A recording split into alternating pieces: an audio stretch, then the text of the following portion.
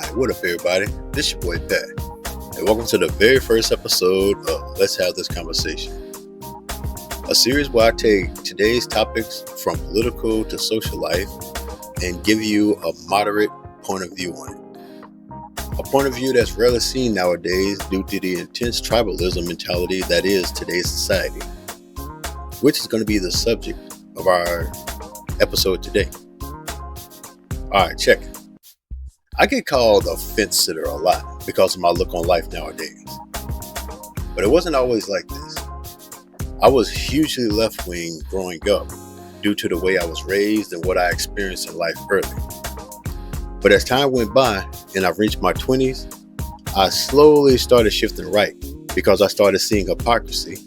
But when I did that, I got told to know my place by many people claiming to be my friends and my allies when I started questioning things. But as I got on to my early 40s, I started noticing a pattern with them as well. Now, while the right wasn't telling me to know my place, I started noticing the us versus them mentality. The left was basically displaying on that same side. Especially when I started my online journey on platforms such as YouTube and X.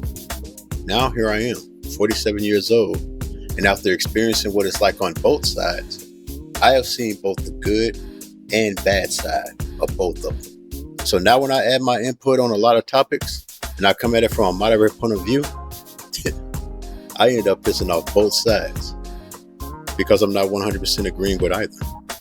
Because it's like this, man.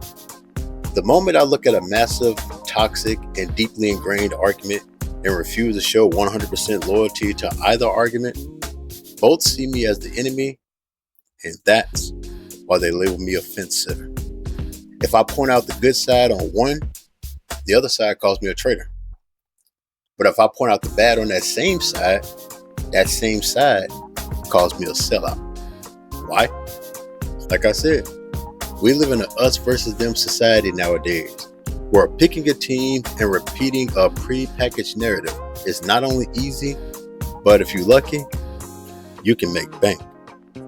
Because being the common sense peacemaker in a room filled with blind rage, all that's going to do is turn you into a casualty of war. But hey, I like it that way. Now don't get me wrong though. I'm not afraid to voice my opinion when I strongly believe something needs to be changed for the better. But I also know that 1, I'm not always right.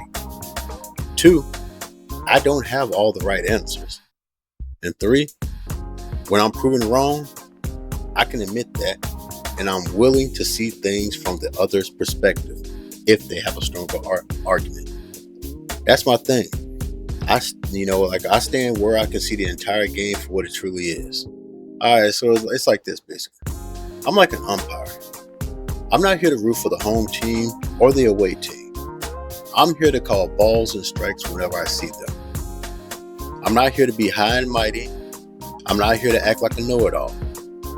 I am here to have a conversation. That's why this series is called Let's Have This Conversation, not Let Me Tell You How It Is. Alright, so let me give you an example of what I'm basically talking about.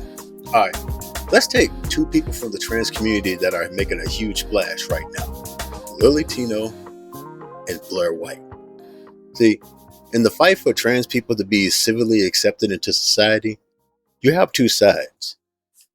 You got those like Lily Tino, whose content thrives on policing public behavior, demanding special treatment, and trying to ruin the lives of anyone that doesn't bend to their worldview. Basically, they go out into society every day and say, "Kneel before Zod!" Because people like Lily Tino aren't just looking for a seat at the table. They want to dictate how everyone at that table thinks, talks, and acts while they're around. Mainly telling them to play along with my fantasy or else.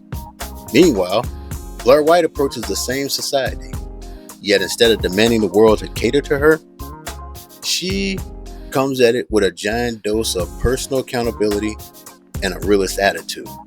Blair owns the fact that she'll never be a woman, and what she and many others experience is a mental health condition known as gender dysphoria.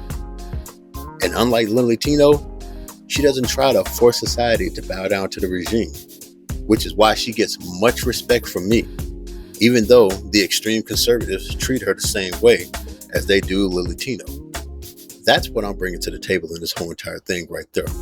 I see the good side of it, I see the bad side of it. And I'm not afraid to point out either, no matter who it pisses off. So hopefully during this series, we'll be able to talk.